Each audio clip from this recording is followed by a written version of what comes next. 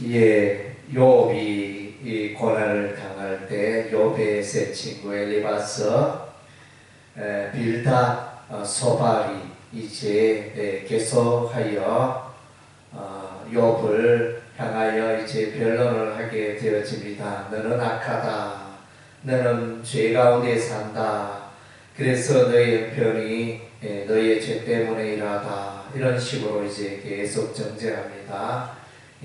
그래서 이제 수아사라 빌닷 두 번째 변론입니다. 두 번째 변론도 역시 첫 번째와 유사하게 이제 욥은 악인이다 이렇게 결론을 내립니다. 욥이 악인이기 때문에 되는 일이 없고 풀리는 일이 없고 고난 가운데 있으며 쫄딱 망하게 되었다. 이런 식으로 이제 변론을 이어가고 있습니다. 악인의 모습을 이렇게 보면 이제 악인은 망하는데 빛이 그의 삶 속에 빛이 없다는 것입니다. 정말로 빛과 어두움, 우리가 빛을 이해하기 위해서는 어두움 속에 있어 보면 적막강산, 깜깜한 곳에 있다 보면 빛이 얼마나 참 이렇게 그리운지, 깜깜한 감옥에 있다면 빛 가운데 나오기를 얼마나 사모하겠습니까? 그래서 악인은 빛이 없다. 참 대단한 어려움인 것입니다. 그리고 이제 걸음, 발 이것이 나옵니다. 걸음이 피곤하여지고 다리에 힘이 없습니다. 힘이 없어지고 그의 발이 거물에 빠지고 그의 발 뒤꿈치는 덫에 치이고 그래서 이제 잘 걷지 못하고 그래서 이제 요즘도 사람들이 말하기를 이제 우리 인생은 걸을 때까지만 우리 인생이다. 다르게 표현하면 걷지 못하면 그 인생 끝난다는 것입니다.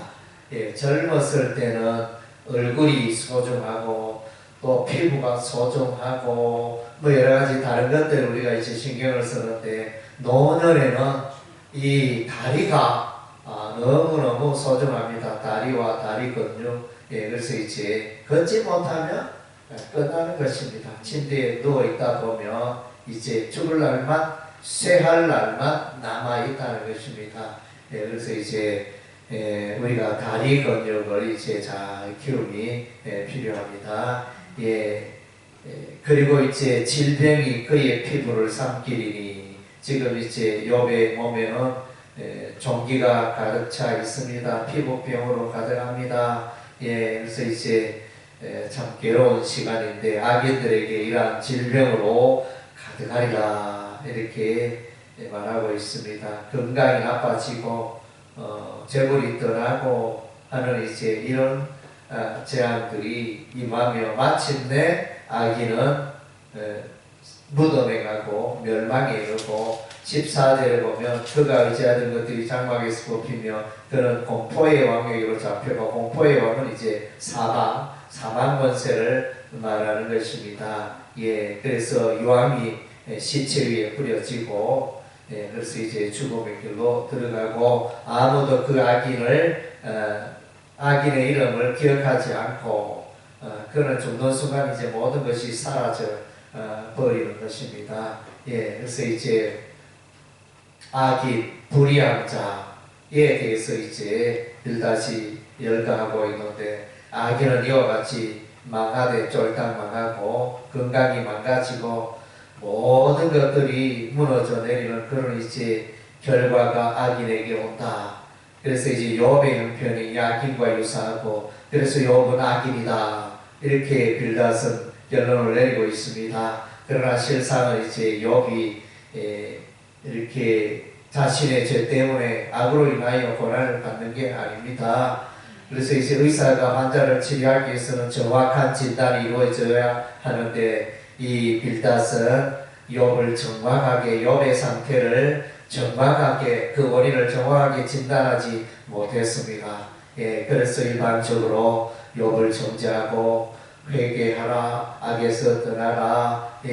그래서 또 악인들의 그 최후 비참함, 멸망, 참 이런 것들을 이제 열거하면서 욕을 향하여 이제 압박을 합니다. 예, 그래서 이렇게 보면 이제 욥은 선한데 악인으로 몰고 가고 있습니다. 예, 욥은 선한데 악인으로 몰아가고 있는 것이 참으로 잘못되었습니다. 오늘날도 이렇게 보면 이제 선과 악이 뒤바뀌는 그런 일이 허다합니다. 그래서 이제 인류의 역사는 어떻게 보면 선과 악의 전쟁이라 할 수 있습니다.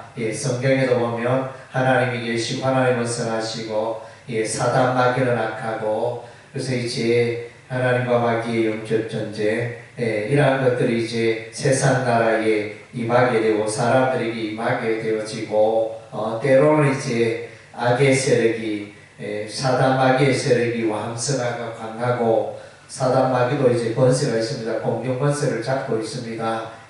그래서 이제 선악이 분별이 되어지지 않는 그런 이제 시대에 우리가 살고 있습니다. 그래서 이제 보면 요즘 뭔가 의인이 대접받고 그래야 될 텐데 오히려 의인이 악인이 되고 악인이 의인이 되는 그런 이제 보면 정치적으로 이렇게 보면 이제 이런 흐름들이 있는 것 같습니다. 그래서 무엇이 선이고 무엇이 정의고 이것에 대한 이제 혼란이 막 일어나는 시대에 우리가 살고 있습니다. 그래서 이제 요즘 사람들에게는 이제 절대적인 선, 절대적인 의, 공의 이런 것이라기보다는 절대적인 진리라는 것이 것에 관심이 있다기보다는 요즘 사람들은 이제 이렇게 나의 삶 가운데 얼마나 도움이 되느냐, 유익이 되느냐, 또 얼마나 다수의 사람들이 지지를 하느냐.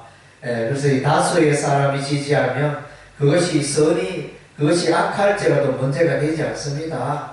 선과 악의 문제를 넘어서서 다수가 힘으로 밀어붙이고, 그래서 그렇게 하면 이제 그것이 정의가 되어지고 선이 되어지고 우리가 이제 그런 시대에 우리가 살고 있는 것 같습니다. 그래서 이제 참된 선, 참된 정의는 이제 오직 하나님께 있고 하나님의 말씀에 있는 것입니다. 그래서 이제 우리는 돌아보면 사람들이 참으로 정의와 진리와 이제 선을 구하기보다는 오늘날 이제 다 형편대로 나의 삶 가운데 무엇이 유익이 되는가, 우리 단체에 무엇이 유익이 되는가, 그것을 손익을 따져서 선과 악의 문제가 아니고 그런 것은 뒷전이고 얼마나 또 잘 먹고 잘 살 수 있느냐 이런 데 초점이 있다 보니까